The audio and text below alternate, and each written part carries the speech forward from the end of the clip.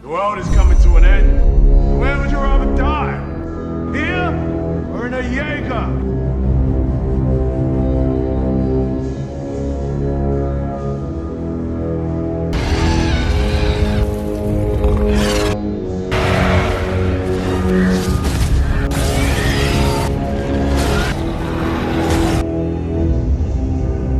Today we are canceling the apocalypse.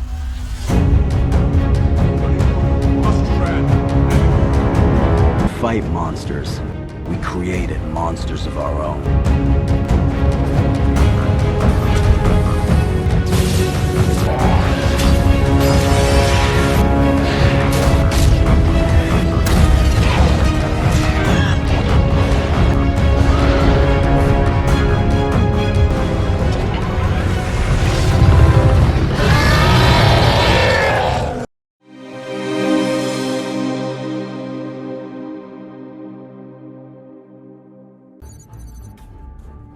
A fissure between two tectonic plates. Banyak yang meyakini bahwa suatu hari kelak alien akan datang ke bumi dari luar angkasa. Tapi siapa yang sangka kalau ternyata mereka muncul dari dasar laut, di mana tiba-tiba muncul lempengan portal dari suatu dimensi yang dinamakan The Bridge. Sesosok monster kaiju keluar dari sana dan menyerang San Francisco untuk pertama kalinya. Diikuti serangan kedua di Manila, lalu serangan ketiga, keempat, hingga akhirnya manusia sadar serangan tidak akan pernah berhenti. Setelah banyak kota hancur serta ribuan nyawa melayang, pemerintah di seluruh dunia bersatu untuk menghentikan para kaiju.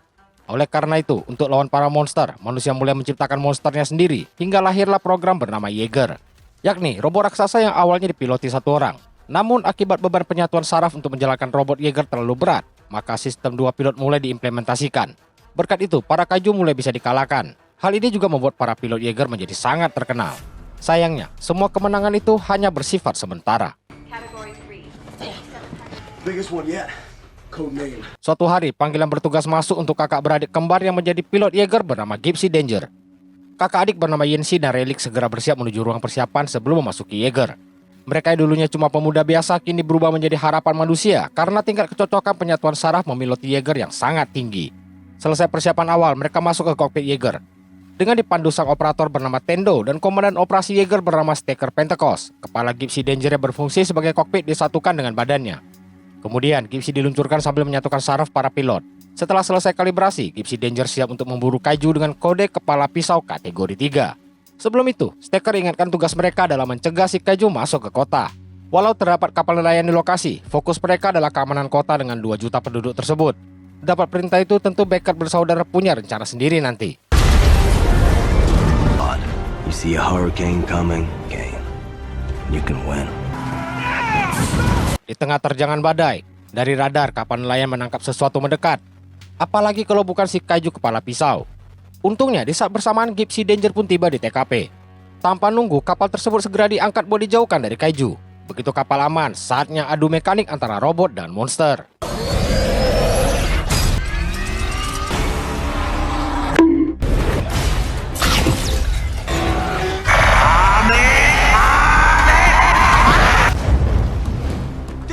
Dengan ulti Kamehameha, si kaiju pun tumbang.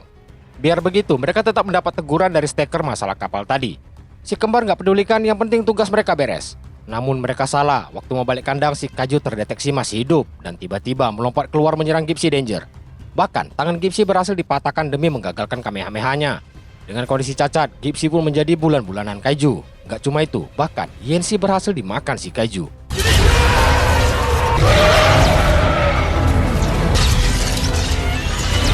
Kini, tersisa Relic sendiri memiliki Jaeger. Hal itu tentu menyulitkan Gypsy bisa ngasih perlawanan lagi. Tapi Relic bertekad balaskan dendam kematian sang kakak, sehingga hal ini terjadi.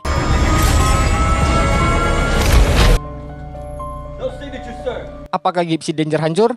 Rupanya tidak, sebab Relic berhasil meloti Gypsy seorang diri ke pantai terdekat. Kemunculan si robot Jaeger tentu mengagetkan pasangan papa dan anak yang kebetulan berada di sana. Begitu tiba di pantai, Gypsy tumbang dengan kondisi babak belur, diikuti keluarnya Relic dari kokpit. Dia berhasil selamat terus memanggil nama Yancy sebelum akhirnya jatuh pingsan.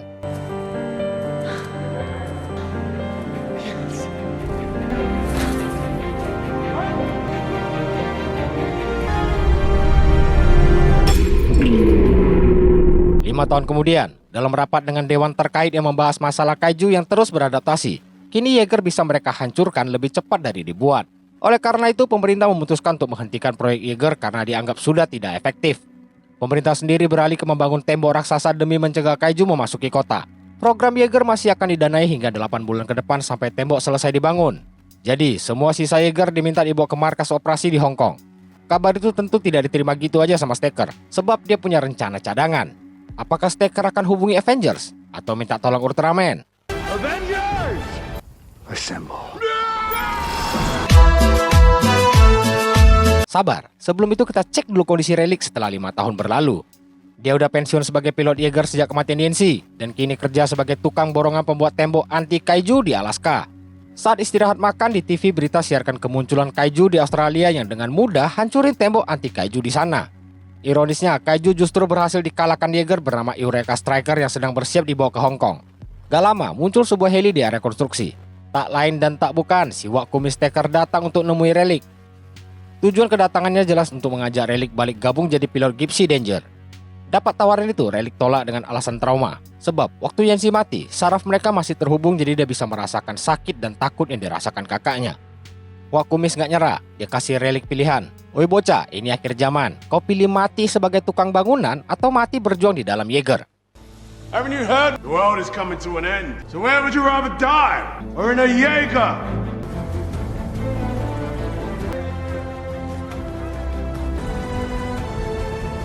Demikianlah caranya Stacker membawa balik Relic sebagai pilot Gypsy Danger. Setibanya di markas Hong Kong, seorang cewek bernama Mako Mori menjemput Stacker dan Relic.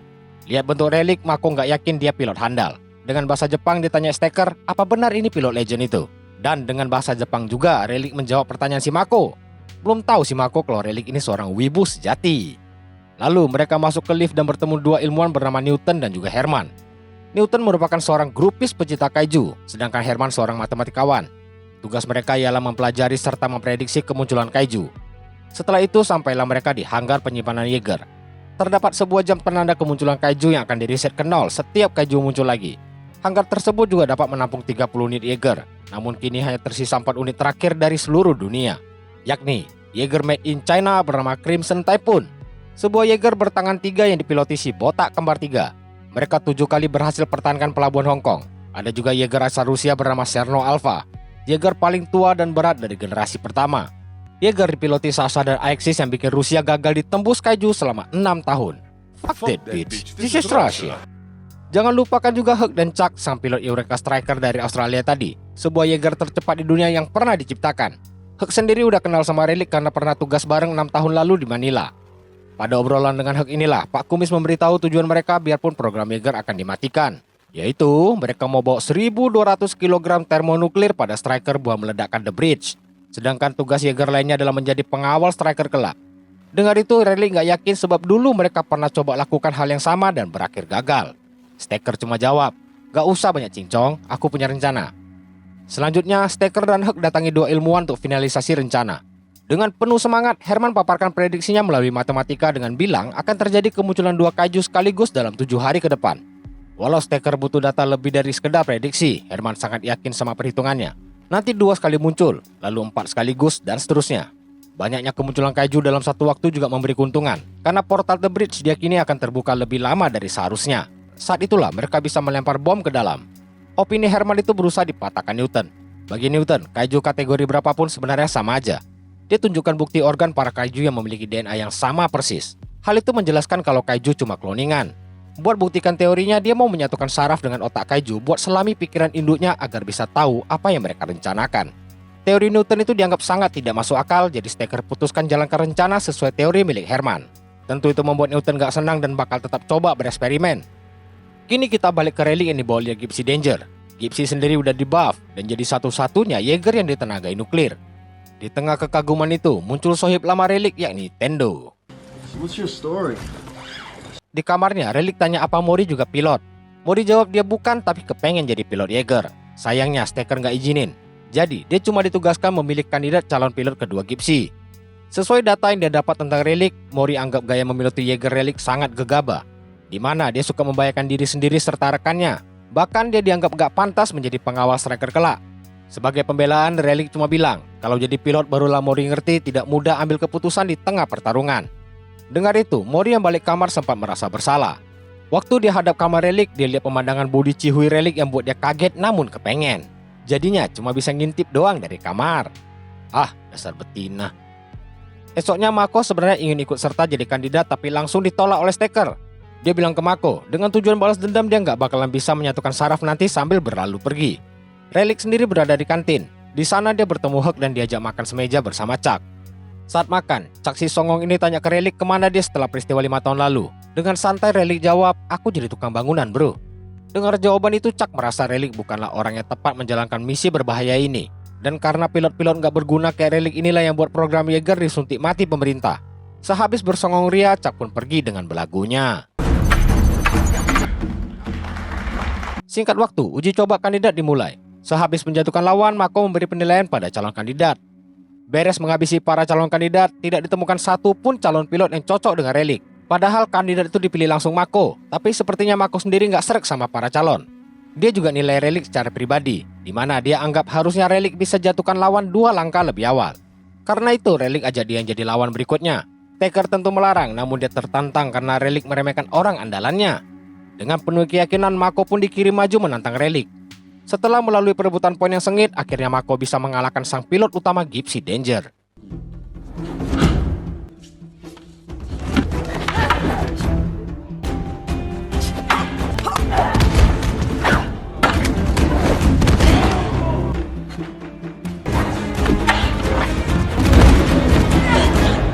She's my co-pilot. Walau menang sekalipun, Stacker tidak izinkan Mako menjadi salah satu pilot Gypsy. Mereka semua pun diperintah bubar dan dalam 2 jam lagi akan ditentukan siapa pilot kedua Gypsy. Hal itu tentu meninggalkan kekecewaan bagi Relik dan juga Mako, tapi tetap tidak ada yang bisa mereka perbuat. Di lift, Stacker yang lagi sendiri mendadak mimisan. Apakah dia sakit atau cuma lagi bayanginnya tidak senonoh? Pindah ke Newton yang beneran mau eksperimen dengan otak kaiju. Dia nekat lakukan cuma ingin buktikan kalau teorinya benar. Begitu persiapan selesai, dia pun tanpa ragu menyatukan saraf dengan otak kaiju.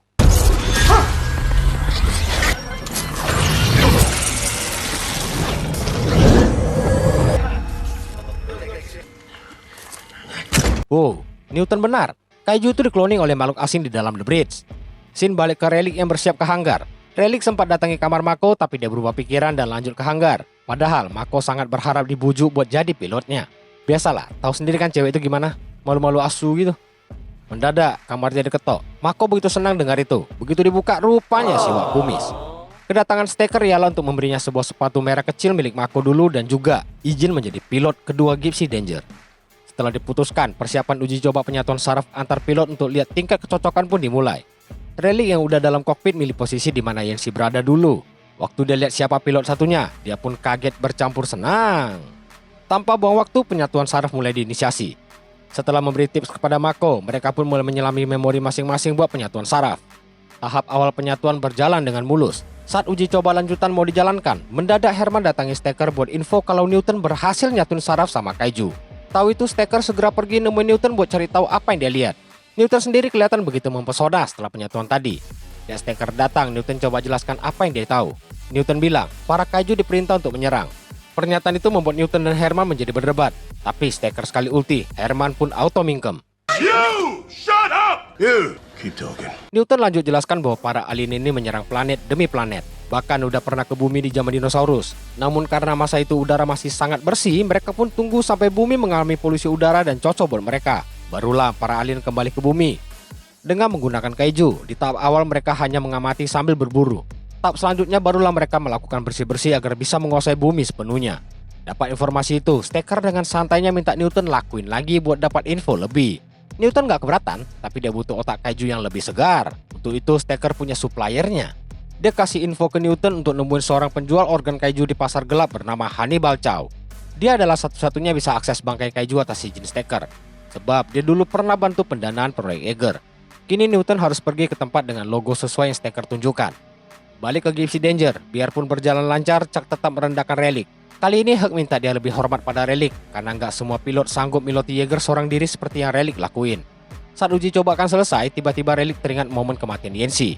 Akibat sempat mengalami ketidakselarasan saraf, Mako juga ikut terjebak ke dalam ingatan lamanya. Dengan tampang melongo bego, Mako ingat masa kecilnya sedang mencari mamanya di tengah kota yang hancur akibat kaiju. Si Kaiju itu melihat Mako kecil dan langsung mengejarnya. Mako yang ketakutan lari masuk ke sebuah gang dan sembunyi di balik tong sampah.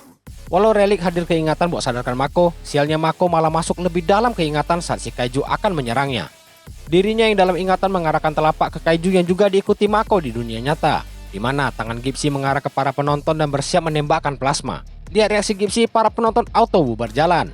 Para kru di ruang kendali juga sibuk matikan sistem Jaeger tapi gagal. Karena itu Tendo minta semua cepat selamatkan diri, sedangkan dia, Chuck, dan Huk akan tinggal buat mencabut jaringan pada daya Jaeger diiringi kedatangan Stacker. Di ingatan Mako, sebuah Jaeger datang buat menghabisi Kaiju. Jadi Mako di Jaeger pun kembali menurunkan tangannya lalu tak sadarkan diri. It's okay. Drift sequence to try again.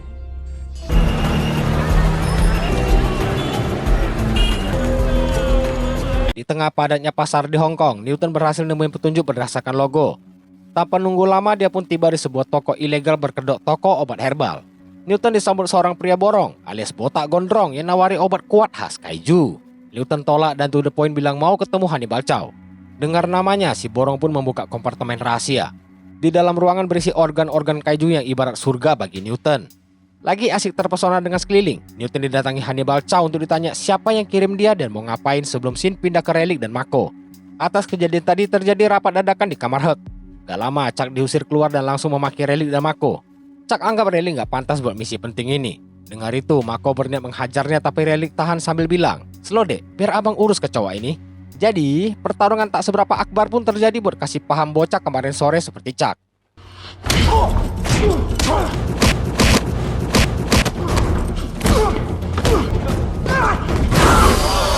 Apologize to her. Adu sabung mereka dibubarkan Huk serta Relik dan Mako yang diminta menghadap Stacker di kantor. Atas gagalnya penyatuan tadi, Mako resmi dikeluarkan sebagai pilot Gipsy. Dengan berat hati, Mako terima keputusan tersebut. Relik berusaha membela Mako dengan menekan Stacker. Wakumis yang biasanya cool akhirnya emosi karena merasa Relik udah kelewatan. Keputusan udah bulat dan sebagai prajurit, Relik diminta patuh pada perintahnya.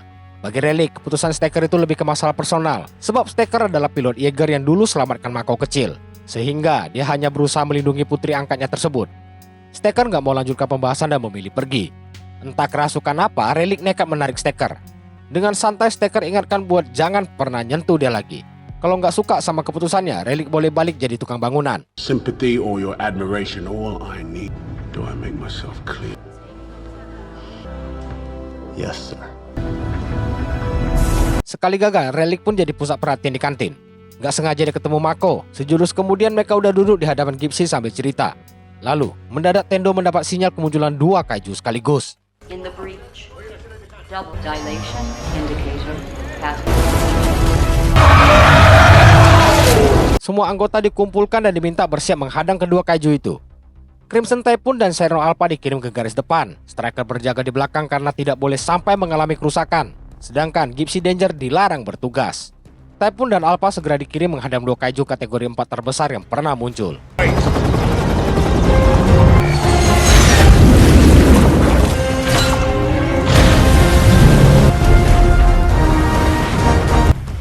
Look at him. Newton ngotot minta otak Kaiju. Hannibal nggak ngerti apa yang dia mau dari otak Kaiju yang nggak berharga itu. Awalnya Newton bilang itu rahasia, tapi dia cerita juga tanpa dipaksa. Yaitu, dia mau menyelami pikiran Kaiju lewat penyatuan saraf. Dengar itu, Hannibal kaget karena Newton dianggap terlalu nekat dan bodoh. Di sisi lain, Typhoon mendeteksi posisi Kaiju. Tanpa permisi, si Kaiju nongol dan menghajarnya. Karena itu, Typhoon langsung pakai formasi Thunderclaw andalannya. Dengan pisau rolet di ketiga tangannya, si Kaiju diajak cukuran. Walau dihadang, Typhoon bisa memutar balik kakinya untuk membanting Kaiju.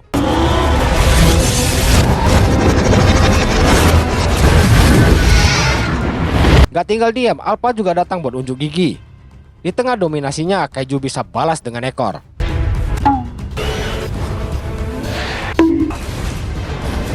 Lihat itu, Striker mau bantu namun dilarang oleh Stacker. Di saat bersamaan, Typhoon gak berkutik dibuat si monster. Tanpa pedulikan perintah, Striker pun maju membantu. Sayangnya, Typhoon keburu tumbang setelah daya utamanya dihancurkan. Alpha yang coba balas pun terkena semprotan zat asam hingga merusak sistem mesin. Striker yang lihat Alpha sekarat menerjang maju buat bala bantuan. Tapi sial, seekor Kaiju gemoy muncul buat preteli Alpha. Bagian kepala dipukul hingga mengalami kebocoran.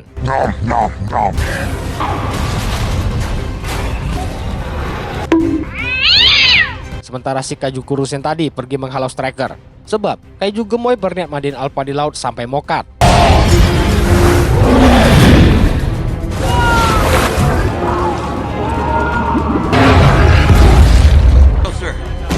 Sisalah striker sendiri. Saat unggul dan bersiap tembakan misil, Kaiju gemoy tembakan EMP yang matikan sirkuit listrik pada striker. Bahkan efek tembakan EMP itu sampai ke ruang kendali di hanggar. Mereka pun harus kehilangan kontak karena semua Jaeger adalah digital. Kecuali satu Jaeger, yakni Gypsy Danger yang menggunakan tenaga nuklir. Apakah Wak Kumis akan menurunkan egonya? You! Shut up! Sebab Kaiju Kurus sudah mengarah ke kota. Penyebab kemunculan dua sekaligus itu adalah untuk mencari Newton. Akibat udah baca pikiran mereka, kini dia jadi buronan Kaiju. Sesuatu yang dulu pernah dilakukan oleh Hannibal juga.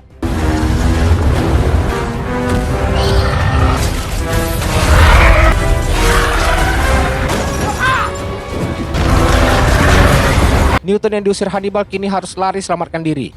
Dengan panik dia ikut para warga sembunyi ke bunker bawah tanah. Di sisi lain, Striker udah berubah jadi patung manekin dengan dijaga si Kaiju gemoy. Daripada diam, Hek buka tali pengamannya yang bertepatan dengan tabokan Kaiju. Oleh sebab itu, dia harus mengalami cedera pada lengannya. Hal itu nggak surutkan niat perlawanan si Hek. Walau tanpa Striker, dia berniat ajak Chuck lakuin sesuatu yang bodoh pakai flare. Dengan pedenya, kedua bapak anak ini keluar dari kokpit dengan bermodalkan pistol flare. Tanpa ragu sedikit pun mereka tembakan flare ke Kaiju yang salah satunya mengenai mata. Alhasil mengamuklah si gemoy. Tapi bala bantuan telah tiba. Dan adu mekanik antara Gypsy Danger dan Kaiju gemoy pun terjadi di Ocean of Dawn dengan didukung penuh sang bocah kemarin sore.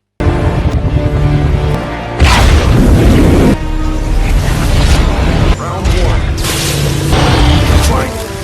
Gypsy! King is out!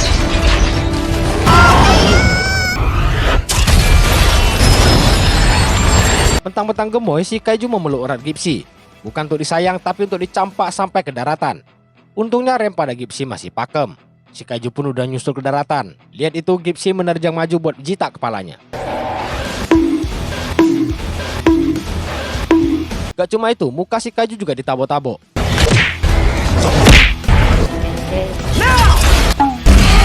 Kaiju yang mulai kalah mulai pakai benda sekitar buat melawan. Gak mau kalah, Gypsy ambil setumpuk kontainer yang mungkin berisi barang jualan online sebagai senjata. Kaiju dicaplok dengan kontainer sampai mukanya berserak gak menentu. Lalu Gypsy angkat dan banting lawannya.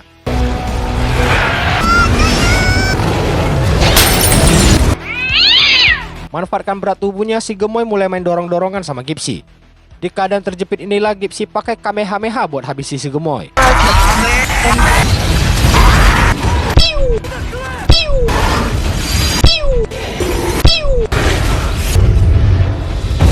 Eits, tunggu dulu. Buat pastiin Kaiju beneran mati, mereka lakuin ini. Wait! Let's check for pulse. No pulse. Sungguh jenius caranya. Saatnya berburu si Kaiju kurus yang lagi cari Newton.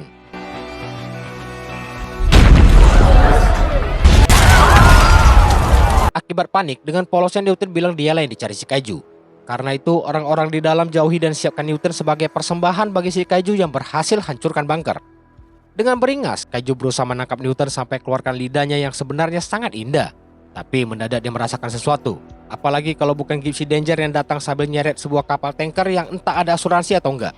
Bodoh amat sama asuransi kapal, yang penting hantam dulu si Kaiju.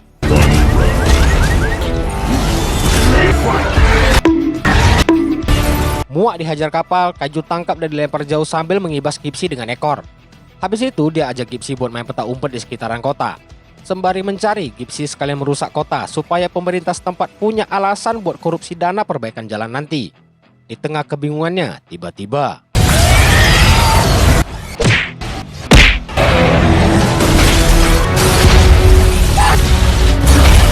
nyaris diludah asam. Gypsy kini berusaha mutusin lidahnya biar nggak bisa meludah lagi. Tapi ekor Kaiju ini sangat merepotkan. Karena itu mereka berniat bekukan ekornya. Begitu beku sekali potek, hilang udah ekor si Kaiju. Lalu dilanjutkan dengan menarik lidah Kaiju hingga lepas. Hilang ekor dan lidah, Kaiju cengkram Gypsy sambil pamerin sayap. Kemudian Gypsy diajak berwisata ke langit oleh Kaiju. Kaiju pun terbang hingga melewati batas kemampuan Jaeger menahan atmosfer. Saat oksigen nyaris habis dan gak bisa lagi Kamehameha, mereka rupanya masih ada satu senjata rahasia, yakni Zanpakuto. Tanpa perlu bangkai, si Kaiju dibeleh jadi dua bagian. Fatality. 50,000. Kini masalah baru, Gipsy jatuh dari ketinggian yang bisa sebabkan Jaeger hancur dengan ditonton para kru di halaman hanggar. Manfaatkan reaktornya, Gipsy coba lontarkan diri buat kurangi hantaman mendarat. Sayangnya kecepatan masih terlalu cepat sehingga ini pun terjadi.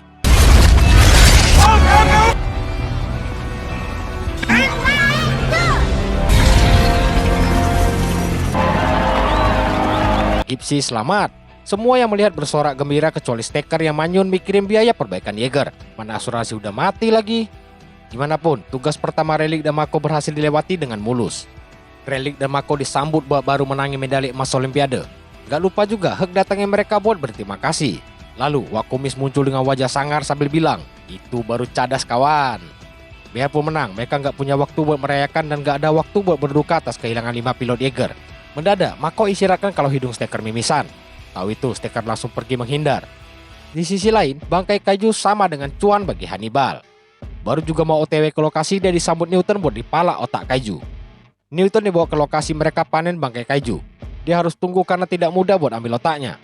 Namun, 4 anggota Hannibal yang berada di dalam kaiju kabarkan kalau otak si kaiju rusak. Mendadak, mereka merasakan sesuatu mirip suara detak jantung. Ternyata si kaiju lagi hamil. Artinya, ada seekor baby kaiju di dalam.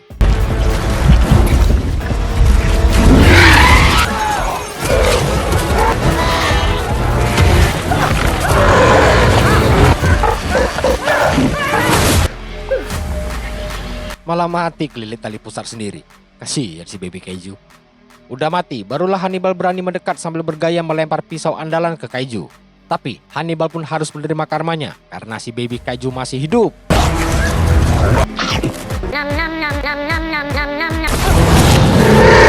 Setelah menelan makanan pertamanya, dia lanjut mati lagi dan cuma nyisain 11 sepatu Hannibal. Setidaknya Newton dapat otak segar baby kaiju. Balik ke Stacker, Relic datangi buat tanya penyakitnya. Stacker cerita dia adalah pilot Jaeger generasi pertama yang penuh radiasi. Ditambah, selain Relic, Stacker adalah salah satu yang pernah pilot Jaeger sendirian selama 3 jam. Karena itu dia nggak boleh lagi pilot Jaeger kalau masih mau hidup. Lalu, Stacker dapat panggilan dari Tendo yang kabarkan kemunculan 2 lagi kaiju kategori 4. Mereka nggak menuju kemanapun, hanya berjaga di area sekitar pantai. Karena itu, Stacker minta siapkan Gipsy dan Striker, biarpun Heng nggak bisa piloti akibat cedera. Berita kaiju itu sampai ke Herman yang lagi sama Newton. Herman bingung kalau sesuai perhitungannya ada 3 yang muncul. Newton gak peduliin karena lagi sibuk sama otak kaiju. Atas dasar penasarannya, Herman mau ikut menyelami pikiran kaiju bareng Newton buat cari jawabannya. Dengar itu, Newton pun senang ada yang siap mati bareng dia. Goblok. Sementara itu di hanggar Jaeger, Chuck datangi Tendo karena gak ada pilot kedua buat Striker. Dia salah, Striker ada pilot kedua yakni si Wakumis. Lihat itu Mako larang karena akan membahayakan nyawanya. Menurut Stacker, nggak piloti juga bakal mati. Daripada cemaskan hidupnya, Stacker butuh Mako lindungi dia di misi terakhir ini. Kemudian, Stacker lanjut pidato kepada semua kru. Hari itu mereka akan meladeni para kaiju yang terus menyerang bumi. Semua demi menunda kiamat yang akan disebabkan para kaiju.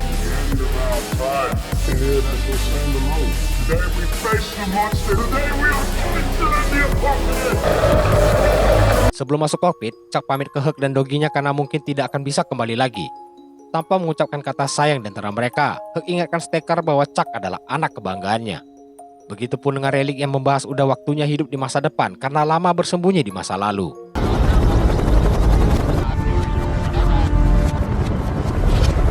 Saat Jaeger siap jalani misi, Newton dan Herman menyelami otak kaiju. Karena itu mereka tahu kalau semua rencana Stacker bakal sia-sia.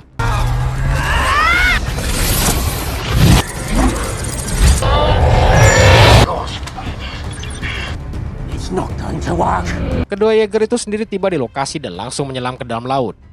Di bawah sana jarak pandang mereka sangat terbatas ditambah ada 2 kaiju yang berjaga. Salah satu kaiju mulai gerak dengan kecepatan yang sangat tinggi. Jadi mereka harus ekstra hati-hati. Sampai di tebing jurang laut, tanpa pikir mereka lompat ke bawah. Begitu di bawah, mereka udah disambut para kaiju. Saat Hek minta tetap pada rencana, Newton dan Herman datang mencegah mereka. Sebab bom tidak akan bisa lewati bridge yang cuma bisa dilewati gen kaiju. Tanpa identifikasi sebagai kaiju, tidak ada yang bisa menembus the bridge. Satu-satunya cara adalah dengan menaiki kaiju agar bisa masuk atau bom akan dilontarkan kembali. Di saat bersamaan, kaiju ketiga muncul sesuai prediksi Herman. Bahkan yang ini kategori 5, terbesar dari yang pernah ada.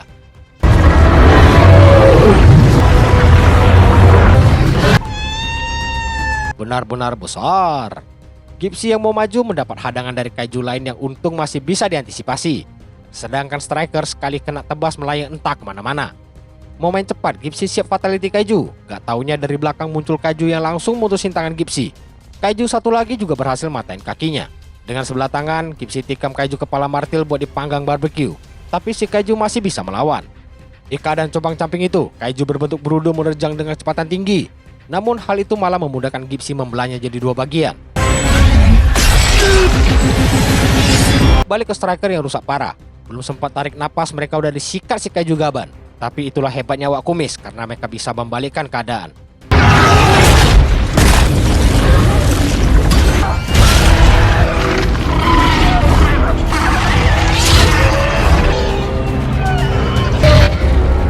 Mulai keok si kaiju manggil temannya buat bantuan.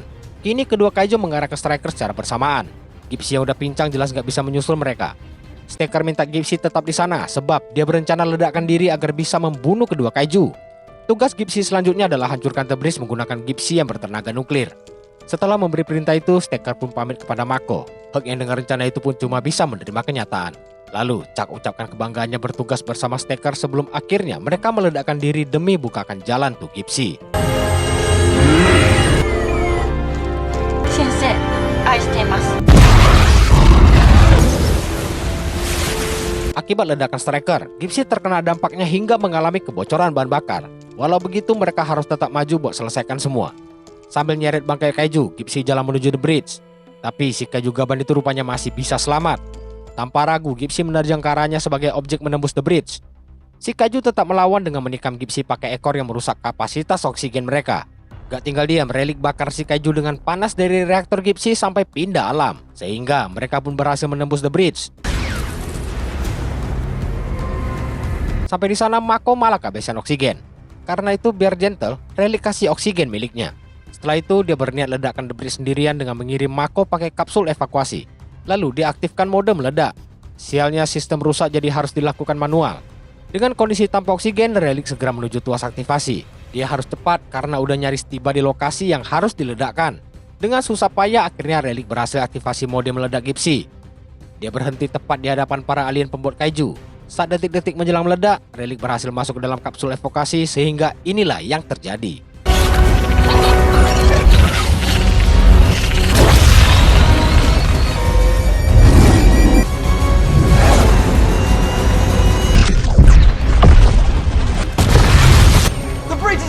Tanpa buang waktu, Hulk siapkan tim menjemput pilot Gipsy, di mana kapsul berisi Mako berhasil selamat namun kapsul Relic belum kelihatan.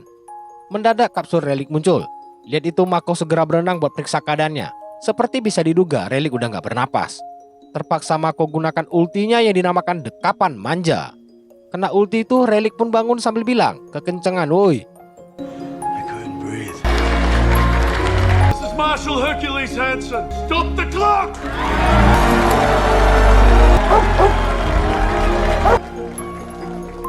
Tamatkah? Belum. Di post credit scene diperlihatkan Hannibal yang masih hidup keluar dari perut baby kaiju sambil marah-marah karena sepatunya hilang sebelah. Tamat. Yo, Pacific Rim. Di awal aku buat channel ini aku udah pernah upload sebenarnya. Cuma waktu itu baru punya channel dan gak terlalu ngerti, jadinya kena klaim hak cipta parah. Seiring berjalannya waktu, sedikit demi sedikit jadi lebih ngerti aku. Makanya aku review ulang lagi, karena ini tergolong salah satu film favoritku untuk genre science fiction. Semoga kalian terhibur oleh aksi gebuk antar robot dan monster yang menurut aku secara cerita dan robot masih jauh lebih keren daripada Transforming series. Menurut aku ya. Sampai jumpa di Pacific Rim Uprising. Bye.